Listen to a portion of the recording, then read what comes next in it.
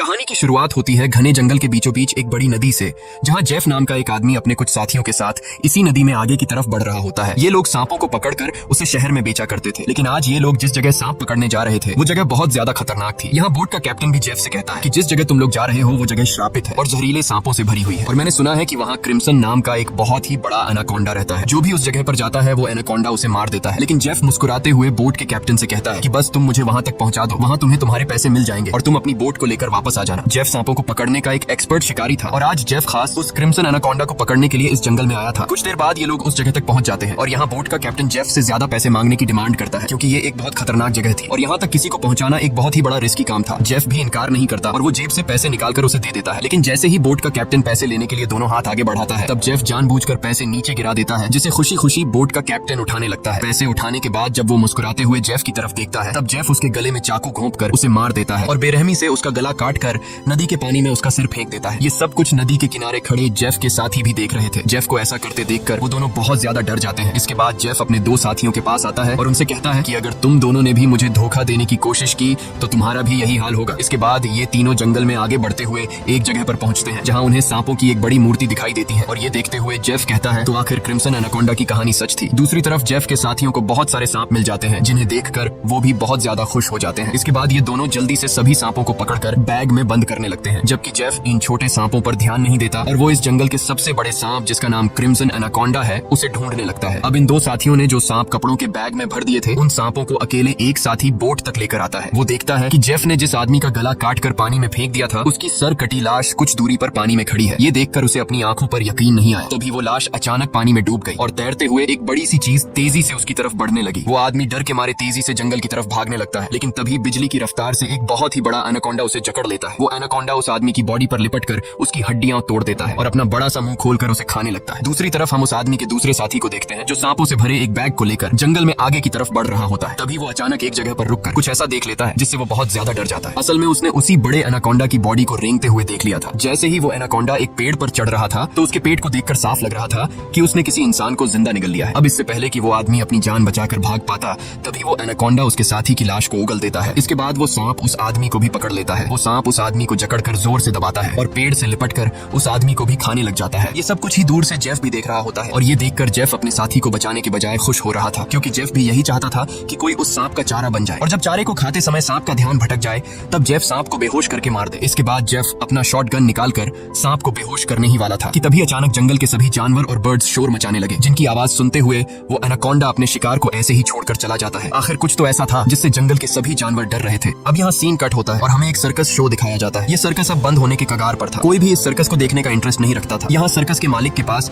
बिली यांग नाम का एक लड़का आता है, जो सर्कस के मालिक को पैसों से भरा हुआ एक सूटकेस देकर सर्कस में काम करने वाले सभी लोगों को खरीद लेता है, क्योंकि उसने थाईलैंड जाकर एक नया सर्कस खोलने का प्लान बनाया हुआ था। सर्कस के लोग बिली यांग के पास इतने सारे पैसे देखकर परेशान हो जाते हैं, क्योंकि आज से कुछ साल पहले बिली यांग बहुत गरीब हुआ करता था। वो भी इन लोगों के साथ मिलकर सर्कस में काम किया करता था, लेकिन पता नहीं कि बिली यांग अब कौन सा ऐसा काम करने लगा जिससे वो रातों रात इतना अमीर हो गया। अगली सुबह बिली यांग बोट के जरिए सभी लोगों को थाईलैंड ले जाने का प्लान बनाता है। अब क्योंकि बिली यांग ने इन सभी लोगों को खरीद लिया था, इसलिए ये सभी उसकी बात मानकर बोट में बैठ जाते हैं और बोट का कैप्टन बोट को चलाने लगता है। रास्ते में बिली यांग बाथरूम में छिपकर किसी को कॉल करता है और कॉल पर वो सामने वाले से कहता है कि डिलीवरी तैयार है, जल्द ही मैं इन लोगों को लेकर तुम्हारे पास पहुंच जाऊंगा। बिली यांग की इन बातों से हमें पता चलता है कि वो बोट पर मौजूद लोगों के साथ कुछ गलत करने वाला है। कुछ दूर आगे जाने के बाद ये लोग देखते हैं कि आगे का रास्ता बंद है, जहाँ लकड़ी और कई सारे कंटेनर्स रखकर किसी ने रास्ता रोक दिया था। तब बोट का कैप्टन कहता है कि हम दूसरे रास्ते से जा सकते हैं, लेकिन उस रास्ते से जाते हुए हमें थाईलैंड पहुंचने में बहुत टाइम लगेगा। इसलिए बिली यांग को कैप्टन का आइडिया पसंद नहीं आता। वो कैप्टन को धमकी देता है कि जो भी हो हमें वक्त पर थाईलैंड पहुंचना है, क्योंकि वहाँ हमारा शो है जिसके पैसे मैं एडवांस ले चुका हूँ। अगर हमने शो नहीं किया तो हम बर्बाद हो जाएंगे। कैप्टन कहता है कि अगर तुम लोग लंबे रास्ते से नहीं जाना चाहते तो फिर हमारे पास यही एक रास्ता है। वह कहता है कि हम इन सारी चीजों को बॉम्ब से उड़ा देंगे और अपना रास्ता बनाकर यहाँ से निकल जाएंगे। बिली यांग को कैप्टन की बात ठीक लगती है और वो इसके लिए तैयार हो जाता है, लेकिन उन्हें पता नहीं था कि ये लोग कितनी बड़ी गलती करने जा रहे हैं। इसके बाद ये लोग कंटेनर्स के पास बॉम्ब रखते हैं और फिर उन्हें रिमोट से उड़ा देते हैं। ऐसा करने से उनका रास्ता तो साफ हो गया, लेकिन धमाके की वजह से ढेर सारे सांप उनके बोट पर गिर जाते हैं, क्योंकि उन सभी कंटेनर्स में सांप भरे थे। डर के मारे ये लोग यहाँ वहाँ भागने लगते हैं। अब पूरी बोट सांपों से भर चुकी थी और ये सांप बोट पर मौजूद लोगों को डसने लगते हैं। यहाँ लेनी नाम की एक लड़की समझदारी से काम लेते हुए पाइप के जरिए प्रेशर से पानी खोल देती है और अपने आसपास जितने भी सांप होते हैं सबको बोट से नीचे पानी में गिरा देती है। बिली यांग डर के मारे बोट के बाथरूम में छिप जाता है, लेकिन तभी अचानक बाथरूम की छत टूट जाती है और बहुत सारे सांप बिली यांग के ऊपर गिर जाते हैं। उनसे बचने के लिए वह नदी में कूद जाता है और तैरते हुए किनारे तक पहुंचता है। लेकिन वहां पर भी एक किंग कोबरा उसके सामने आ जाता है। अब इससे पहले कि वो किंग कोबरा बिली को काट पाता, तभी कोई आदमी सांप पर पैर रखकर उसे कुचल देता है और बिली यांग की जान बचा लेता है। यह इंसान कोई और नहीं बल्कि जेफ था। अब जेफ ने बिली की जान बचाई थी, इसलिए बिली उसे अपने बोट पर ले आता है। जेफ यहाँ सभी से झूठ कहता है कि मैं एक वाइल्ड एक्सप्लोरर हूँ और एक एक्सीडेंट की वजह से यहाँ जंगल में फंस गया हूँ। तभी सर्कस के एक आदमी जिसका नाम जियाओ है, उसके कान में तेज दर्द होने लगता है। दर्द इतना ज्यादा था कि वह नीचे गिर जाता है। जब जेफ उसके कान में गौर से देखता है तो उसे पता चल जाता है कि जियाओ के कान में तकलीफ क्यों हो रही है। इसके बाद जेफ अपनी उंगली पर एक कट लगाकर उसे जियाओ के कान के पास ले जाता है और तभी जियाओ के कान से एक पतला जहरीला सांप निकलकर जेफ की उंगली को काट देता है। लेकिन सांप के काटने के बावजूद जेफ को कुछ नहीं होता और वह उस पतले सांप को पानी में फेंक देता है। ये देखकर लेनी बहुत हैरान हो जाती है और सोचने लगती है कि आखिर सांप के काटने के बाद भी जेफ पर जहर का असर क्यों नहीं हुआ। लेनी भी सांपों के बारे में जानकारी रखती थी। वह जानती थी कि एक सांप के जहर से इम्यून होने के लिए इंसान को बहुत सारा सांप का जहर अपने शरीर में डालना पड़ता है, तब जाकर उस इंसान पर सांप के जहर का असर नहीं होता। ये सारी चीज वह बिली यांग को भी बताती है और कहती है, मुझे जेफ ठीक नहीं लग रहा। तुमने भी देखा कि सांप ने उसे उंगली पर काटा लेकिन जेफ को कुछ नहीं हुआ। लेकिन बिली यांग लेनी की बातों पर ध्यान नहीं देता और कहता है कि हमें जेफ का शुक्रिया अदा करना चाहिए क्योंकि उसने मेरी और हमारे एक साथी की जान बचाई है। दूसरी तरफ जेफ इस बोट के कैप्टन से मिलता है। जेफ बोट के कैप्टन को ढेर सारे पैसे देकर एक नक्शा दिखाता है और बोट के कैप्टन से कहता है कि अगर तुमने मुझे नक्शे पर बताई गई जगह पर पहुंचाया तो मैं वहां पहुंचकर तुम्हें और भी ढेर सारे पैसे दूंगा। कैप्टन उस जगह का नाम सुनते ही बंदूक उठाकर जेफ पर तान देता है। वह कहता है कि अगर दोबारा तुमने वहां जाने की बात की तो मैं तुम्हें गोली मार दूंगा। दरअसल कैप्टन भी उस जगह के बारे में जानता था कि वहाँ एक बहुत ही खतरनाक क्रिम्सन नाम का एनाकोंडा रहता है। यह सुनकर जेफ वहाँ से चला जाता है। कैप्टन बोट में बैठकर मछलियां पकड़ने लगता है। लेकिन तभी हम देखते हैं कि कैप्टन जिस फिशिंग रॉड से मछलियां पकड़ रहा था वह फिशिंग रॉड नीचे से कोई जोर से खींचता है, जिसकी वजह से वह फिशिंग रॉड कैप्टन के हाथ से छूटकर नीचे गिर जाती है। अब कैप्टन उस फिशिंग रॉड को उठाने के लिए नीचे झुकता है, लेकिन तभी उसे कोई पानी में नीचे खींच लेता है। दरअसल कैप्टन को किसी और ने नहीं बल्कि जेफ ने पानी में नीचे खींचा था। कैप्टन को मारने के बाद जेफ कैप्टन की बॉडी को उस जंगल में मौजूद एनाकोंडा को बुलाने के लिए चारे के तौर पर इस्तेमाल करता है। कुछ देर बाद सभी कैप्टन को ढूंढने लगते हैं, लेकिन बोट का कैप्टन उन लोगों को कहीं पर भी नहीं मिलता। लेनी को जेफ पर शक होने लगता है कि कहीं जेफ ने उसे मार तो नहीं दिया। वह जेफ से पूछती है कि कैप्टन कहाँ है, लेकिन जेफ कहता है कि मुझे कैप्टन के बारे में कुछ भी नहीं पता। वह यह भी कहता है कि यह जंगल है, यहाँ इंसानों का गायब होना आम बात है। तभी अचानक पूरे जंगल में एक अजीब सा शोर छा जाता है। जंगल के सभी परिंदे और जानवर शोर मचाकर भागने लगते हैं। तभी एकदम से उन सबको पानी में कुछ अजीब सी हलचल सुनाई देती है। एक साथी कहता है कि यह आवाज कैसी है। तब जेफ खुश होकर कहता है कि कुछ बड़ा आने वाला है। जेफ की खुशी से यह साफ जाहिर हो रहा था कि जैसे वह इस आने वाले खतरे का इंतजार कर रहा था। तभी हम देखते हैं कि नदी की गहराई में एक बहुत ही बड़ा एनाकोंडा जेफ के लगाए जाल की तरफ बढ़ रहा है। जेफ का लगाया हुआ फिशिंग रॉड जोरों से नीचे की तरफ खींचता है। अब जेफ एनाकोंडा को पकड़ने के लिए फिशिंग रॉड को पकड़ने की कोशिश करता है, लेकिन वह एनाकोंडा इतनी आसानी से जेफ के जाल में कहां फंसने वाला था। तभी वह एनाकोंडा उनके सामने आ जाता है। यह एनाकोंडा आकार में बहुत बड़ा और बेहद डरावना था, जिसे देखकर सबके गले में सांसें अटक जाती हैं। जेफ ने जो फिशिंग रॉड की रस्सी पकड़ी हुई थी, एनाकोंडा उस रस्सी को जोर से खींचता है, जिससे जेफ नीचे पानी में गिर जाता है। वह एनाकोंडा जेफ को पानी में इधर उधर पटकने लगता है, लेकिन जेफ इतनी आसानी से हार मानने वाला नहीं था। वह खुद को बचाने के लिए तैरते हुए उसी नदी में मौजूद एक छोटी बोट पर चढ़ जाता है और एनाकोंडा को पकड़ने वाले जाल की रस्सी को उसी बोट से बांध लेता है। अब वह बोट पर खड़े होकर एक नुकीले औजार से उस एनाकोंडा पर वार करता है, लेकिन उस वार से एनाकोंडा पर कुछ ज्यादा असर नहीं होता। एनाकोंडा जेफ को पकड़ लेता है। वह एनाकोंडा जेफ के साथ साथ उस बोट के ऊपर लिपटकर नीचे पानी में डुबो देता है। दूर खड़े ये लोग यह सब कुछ देख रहे थे और उन्हें लगता है कि जेफ मारा गया, लेकिन अगले ही पल जेफ तैरता हुआ पीछे से वापस बोट में आ जाता है। ये देखकर सभी लोग हैरान रह जाते हैं। अब जेफ फिर से पानी में एनाकोंडा ढूंढने लगता है, लेकिन उसे नहीं पता था कि एनाकोंडा अब पानी में नहीं बल्कि उसके पीछे बोट की छत पर है। एनाकोंडा सबके सामने अपने मुंह से कैप्टन की बॉडी को उगल देता है। ये देखकर बोट पर सभी लोग बहुत डर जाते हैं। ये लोग एनाकोंडा से खुद को बचाने के लिए इधर उधर भागने लगते हैं। वह एनाकोंडा कमरे में बंद सर्कस के दो साथियों को मारने ही वाला था कि तब भी पीछे से जेफ हाथ में एक नुकीला औजार लिए एनाकोंडा पर हमला कर देता है, जिससे एनाकोंडा और भी ज्यादा गुस्सा हो जाता है और अब एनाकोंडा जेफ की तरफ बढ़ने लगता है। लेकिन जेफ एनाकोंडा से खुद को बचाते हुए उससे छिप जाता है, मगर एनाकोंडा भी जेफ का पीछा नहीं छोड़ता। वह जेफ को ढूंढने के लिए बोट के अंदर घुस जाता है, जहाँ बोट के अंदर सर्कस के बाकी लोग भी छिपे हुए थे। लकीली एनाकोंडा बिली और डायना को देख नहीं पाता। वह उनके ऊपर से रेंगते हुए खिड़की से होकर बोट से बाहर निकल जाता है। ये सभी लोग बोट के कोने कोने में छिपे हुए थे। एनाकोंडा इन लोगों को ढूंढते हुए जब बाथरूम की तरफ जाता है तो वह एक बच्चे और जियाओ को देखता है। एनाकोंडा तुरंत उन दोनों पर हमला कर देता है, लेकिन यह दोनों खुद को बचाते हुए वहां से निकल जाते हैं। अब उनके पास लेनी भी पहुंच जाती है। जैसे ही एनाकोंडा लेनी पर हमला करता है तब जियाओ समझदारी से काम लेते हुए एनाकोंडा के सिर के आगे एक मटका लाता है, जिससे एनाकोंडा का सिर मटके के अंदर फंस जाता है। मटके से अपना सिर निकालने के लिए एनाकोंडा तड़पने लगता है और इसी हलचल में यहाँ पर केरोसिन ऑयल का गैलन गिर जाता है। एनाकोंडा अपने सिर से मटके को निकालने के लिए पूरी तरह से बेकाबू हो जाता है। वह यहाँ वहाँ खुद को मारता है और आखिर में वह अपने सिर को बोट से पटक कर मटके को तोड़ देता है, जिससे उसका सिर आजाद हो जाता है। लेकिन आजाद होते ही पीछे से जेफ एनाकोंडा के गले में रस्सी का फंदा डाल देता है। इससे पहले कि जेफ उस एनाकोंडा को पकड़ पाता तभी नीचे केरोसिन ऑयल गिरने की वजह से बोट में आग लग जाती है और आग धीरे धीरे बढ़ते हुए बोट में रखे बमों तक पहुंच जाती है, जिससे बोट में ब्लास्ट होने लगते हैं। तभी बोट में एक बहुत ही बड़ा ब्लास्ट होता है। अब बोट पर मौजूद सभी लोग खुद को बचाने के लिए पानी में कूद जाते हैं, लेकिन जेफ ने एनाकोंडा के गले में रस्सी बांधी थी, जिस वजह से वो भाग नहीं पाता और आग में जलकर मर जाता है। ये लोग जैसे तैसे तैरते हुए नदी के किनारे तक पहुंच जाते हैं। जहाज को जलता देखकर बिली यांग रोने लगता है। वह इस वजह से रोता है कि ये लोग अब समय पर थाईलैंड नहीं पहुंच पाएंगे। सर्कस के बाकी लोग बहुत ज्यादा डरे हुए थे, क्योंकि ये सभी जंगल के बीचों बीच थे और अब उनके पास वापस जाने के लिए बोट भी नहीं था। लेनी समझ चुकी थी कि इन सब का जिम्मेदार जेफ है। उसने इनके जहाज को एक जाल के तौर पर इस्तेमाल किया। वह जेफ से कहती है, अगर तुमने ऐसा न किया होता तो यह इतना बड़ा खतरा हम पर न आता। जेफ जवाब में कहता है कि तुम लोग जानते भी हो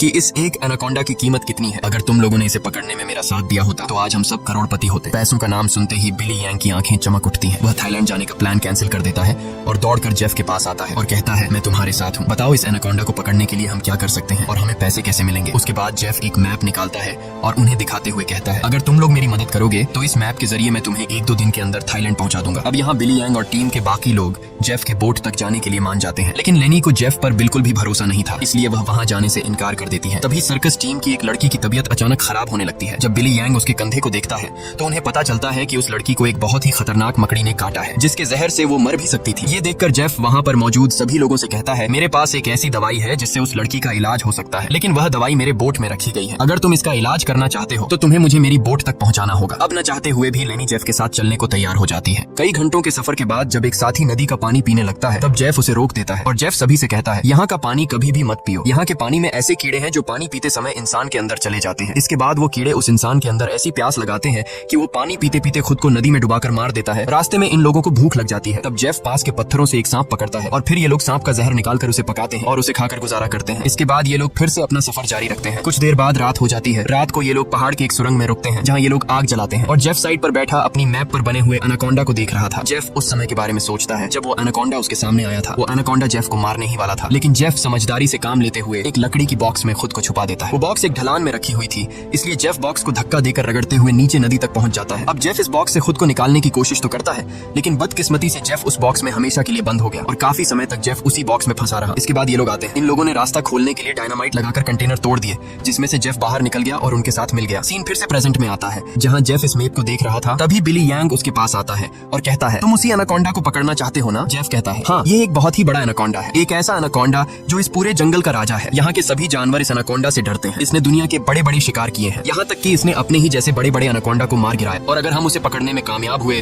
तो हम रातों रात मिलियनियर बन जाएंगे। पैसों का सुनते ही बिली यंग कहता है, मैं आपके साथ उस एनाकोंडा को पकड़ने के लिए तैयार हूँ। अब काफी रात हो जाती है और ये सभी लोग सो जाते हैं। तभी सर्कस के एक साथी की किसी अजीब सी आवाज से आंख खुलती है। वो देखता है कि उसका भाई यहाँ नहीं है। अपने भाई को ढूंढते हुए वो उस सुरंग से बाहर आया और उसे ढूंढते हुए नदी के पास जाता है, जहाँ वो देखता है कि उसका भाई अपने आप को नदी के पानी में डुबाने की कोशिश कर रहा है। ये आदमी उसे ऐसा करने से रोकता है, पर उसका भाई इसकी कोई बात नहीं सुनता और तब वो देखता है कि उसके भाई की नाक से कुछ अजीब से कीड़े निकल रहे हैं, जिसे देखकर वो समझ जाता है कि इसने इस नदी का पानी पी लिया है। जो कि जेफ ने बताया भी था कि इस नदी का पानी पीने के बाद उस पानी के अंदर मौजूद कीड़े उस इंसान को इतनी प्यास लगा देते हैं कि वो इंसान खुद को उस पानी के अंदर डुबाने पर मजबूर हो जाता है। और ठीक ऐसा ही होता है। अपने भाई को मरा हुआ देखकर ये आदमी बहुत ज्यादा रोता है और वापस सुरंग में आ जाता है। अगली सुबह ये लोग दोबारा अपने सफर पर निकल जाते हैं। कई घंटों का सफर तय करने के बाद ये लोग एक नदी के पास पहुंच जाते हैं और अब इन लोगों को अपनी मंजिल तक पहुंचने के लिए उस नदी में से होते हुए पैदल जाना पड़ेगा। अब ये लोग पहले तो उस नदी में उतरने से काफी ज्यादा डर रहे थे, लेकिन कोई दूसरा रास्ता न होने की वजह से मजबूरन इन लोगों को उस नदी में उतरना पड़ता है। थोड़ा ही आगे जाने के बाद अचानक एक लड़का नीचे की तरफ इशारा करता है और हम देखते हैं कि इन लोगों को एक बड़े एनाकोंडा ने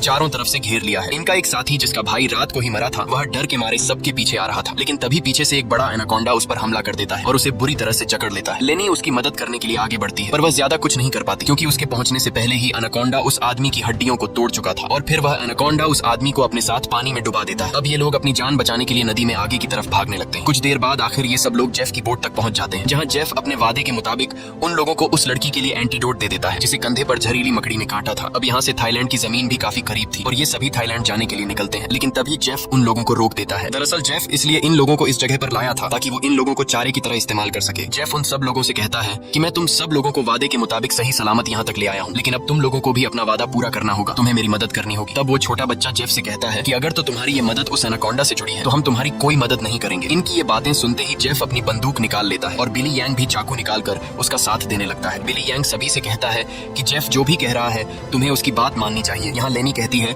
कि तुम लोग पागल तो नहीं हो गए हो, उस एनाकोंडा को पकड़ना बहुत मुश्किल है, क्यों तुम लोग अपनी जान से हाथ धोना चाहते हो? जेफ कहता है, हाँ तुम ठीक कह रही हो, उस एनाकोंडा को पकड़ना मुश्किल तो है पर नामुमकिन नहीं, क्योंकि उस एनाकोंडा को खाते हुए जब उसका ध्यान भटक जाए तब उसे पकड़ा जा सकता है। उसके बाद बिली यांग और जेफ सर्कस सर्कस टीम के 2 लोगों को रस्सी से बांधकर सांप का चारा बनाते हैं। वह बच्चा बिली यांग से कहता है, तुम ऐसा क्यों कर रहे हो? सोचो, अगर हम लोग मर गए तो तुम्हारी सर्कस में कौन परफॉर्म करेगा? ये सुनकर बिली यांग जोर जोर से हंसने लगता है और उस बच्चे से कहता है कि क्या तुम लोगों ने कभी सोचा नहीं कि मैं इतनी जल्दी कुछ ही सालों में इतना अमीर कैसे हुआ? अरे पागलो, मैं तुम लोगों को थाईलैंड में सर्कस के लिए थोड़ी लेके जा रहा था। मैं तो तुम्हारी बॉडी के ऑर्गन्स को बेचकर बहुत सारा पैसा कमाने वाला था और यही मेरा बिजनेस है। लेकिन अब देखो, मैंने अपना प्लान चेंज कर दिया। अब मैं जेफ के साथ मिल गया हूँ क्योंकि मैं जानता हूँ कि तुम्हारे बॉडी पार्ट्स से भी ज्यादा पैसे मुझे ये एनाकोंडा दे सकता है। दूसरी तरफ जेफ ने उन 2 लड़कियों को भी बांध दिया था और अब वो एक लड़की से बदतमीजी करने लगा था। अब यहाँ वो लड़की समझदारी से काम लेते हुए ऐसा दिखाती है कि वो जेफ का साथ देना चाहती है। जेफ उसकी चाल को समझ नहीं पाता। वो लड़की जेफ के करीब आकर जेफ के बालों में हाथ मारने लगती है और मौका मिलते ही वो लड़की जेफ की पॉकेट से गन निकालकर जेफ पर तान देती है। अब वो लड़की जैसे ही जेफ को शूट करती है तो बंदूक से गोली नहीं चलती क्योंकि उसको बंदूक का लॉक खोलना नहीं आ रहा था। अब जेफ गुस्से में आकर उससे बंदूक छीन लेता है और उसी लड़की पर तान कर उसे मारने ही वाला होता है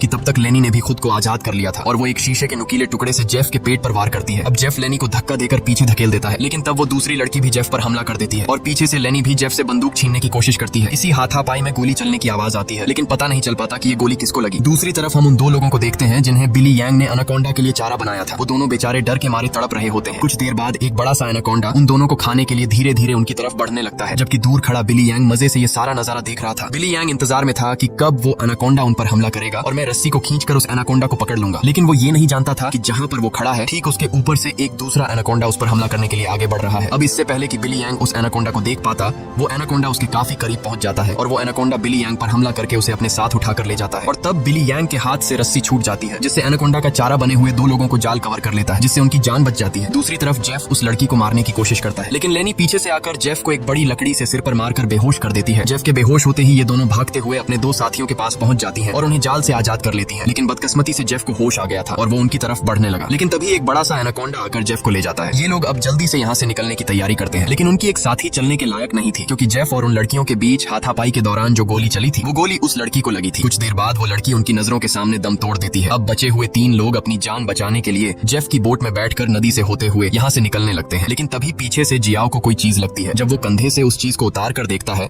तो उसे पता चलता है कि ये एक बेहोशी वाला इंजेक्शन है। कुछ ही सेकंड बाद जियाओ बेहोश हो जाता है और जियाओ को बेहोश करने वाला कोई और नहीं बल्कि जेफ ही था, यानी उस एनाकोंडा के हमले से भी वो बच गया था और उसने एनाकोंडा का सिर काटकर उसे मार दिया था। अब जेफ उन तीनों को पकड़कर एनाकोंडा के चारे के लिए बांध देता है और उनके चारों तरफ तेज धार वाली लोहे की तार बांध देता है और साथ में वहाँ पर खून भी छिड़क देता है, जिसके बाद वो उनके जाल की रस्सी को पकड़कर यहाँ से कुछ दूर खड़ा हो जाता है। कुछ देर बाद कई सारे एनाकोंडास खून को सूंघते हुए उन तीनों की तरफ बढ़ने लगते हैं। ये तीनों बहुत ज्यादा डरे हुए होते हैं और उनको अपनी मौत आंखों के सामने नजर आ रही होती है। ये सभी एनाकोंडास उन तीनों को मारने के लिए उनके काफी करीब पहुंच जाते हैं, लेकिन तभी एक बार फिर से जंगल के सभी जानवर शोर मचाकर भागने लगते हैं और यहाँ पर मौजूद सभी एनाकोंडास भी किसी को देखकर एक एक करके भागने लगते हैं। लेकिन एक एनाकोंडा अभी भी उन तीनों को मारने के लिए रुका हुआ था, पर तभी वहाँ पर क्रिम्सन एनाकोंडा आ जाता है और वो उस अकेले रुके हुए सांप पर हमला करके उसे एक ही झटके में मार देता है। यहाँ हम उस क्रिम्सन एनाकोंडा को अच्छी तरह से देख पाते हैं, जो साइज में बहुत ही ज्यादा बड़ा और खतरनाक था, जिसे देखकर ये तीनों बहुत ज्यादा डर जाते हैं। लेकिन दूर खड़ा जेफ क्रिम्सन एनाकोंडा को देखकर बहुत खुश होता है। वो एनाकोंडा उन तीनों से लिपटकर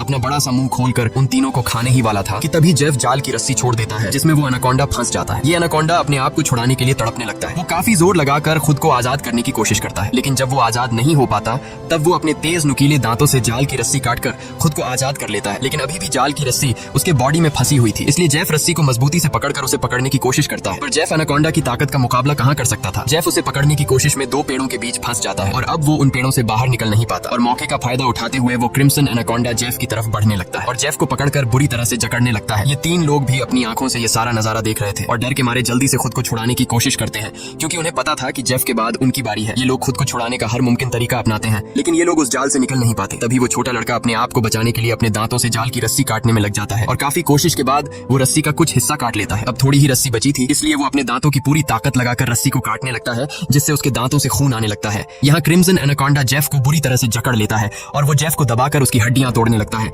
जिसके बाद वो क्रिम्सन एनाकोंडा जेफ को भी जिंदा निगल लेता है। दूसरी तरफ वो बच्चा अपने दांतों से रस्सी तोड़ने में कामयाब हो जाता है और वो उन दोनों को भी आजाद कर लेता है और ये लोग नदी की तरफ भागने लगते हैं। लेकिन जेफ को मारने के बाद अब वो क्रिम्सन एनाकोंडा उनके पीछे पड़ जाता है। ये दोनों एक पेड़ के पीछे छिप जाते हैं, जबकि वो बच्चा एक लकड़ी के बॉक्स के अंदर खुद को छिपा लेता है, पर एनाकोंडा उसे देख लेता है और अब वो एनाकोंडा धीरे धीरे उस बच्चे की तरफ बढ़ने लगता है। बच्चा पूरा जोर लगाकर उस कंटेनर से बाहर निकलने की कोशिश करता है, लेकिन उस कंटेनर के दूसरी तरफ का दरवाजा बंद था। वो बच्चा चिल्लाकर उन दोनों से मदद के लिए पुकारता है और वो एनाकोंडा भी अब बच्चे के काफी करीब आ चुका था। अब इससे पहले कि एनाकोंडा उस बच्चे को मार पाता, तभी बाहर से जियाओ कंटेनर का दरवाजा तोड़कर उस बच्चे को बचा लेता है। अब ये तीनों फिर से अपनी जान बचाने के लिए एनाकोंडा से भागने लगते हैं, लेकिन ये पूरा जंगल उसी एनाकोंडा का था। इस जंगल में होते हुए ये लोग उससे बचकर नहीं जा सकते थे, इसलिए ये लोग एक पेड़ के पीछे छिप जाते हैं। पर तभी कुछ दूरी पर वो एनाकोंडा उन्हें देख लेता है। उन्हें देखते ही वो एनाकोंडा तेजी से उनकी तरफ आने लगता है। ये लोग खड़े होकर अपनी मौत का इंतजार करने लगते हैं, क्योंकि ये लोग जान चुके थे कि अब उनकी जान नहीं बच पाएगी। पर जैसे ही वो एनाकोंडा अपना बड़ा मुंह खोलकर उन पर हमला करता है, तभी एक मजबूत लोहे की नुकीली तार से उसका सिर बीच से कट जाता है। यह नुकीली तार असल में जेफ ने बिछाई थी, जिससे क्रिम्सन एनाकोंडा का खात्मा हो जाता है। ये लोग यकीन नहीं करते कि उनकी जान बच गई और ये लोग काफी देर तक उसकी बॉडी को देखते रहते हैं और फाइनली ये लोग जल्दी से उस जंगल को छोड़कर यहाँ से निकल जाते हैं। इसी के साथ ये कहानी खत्म हो जाती है। अगर आपको ये वीडियो अच्छी लगी हो तो हमारे चैनल को सब्सक्राइब और वीडियो को लाइक जरूर कीजिएगा।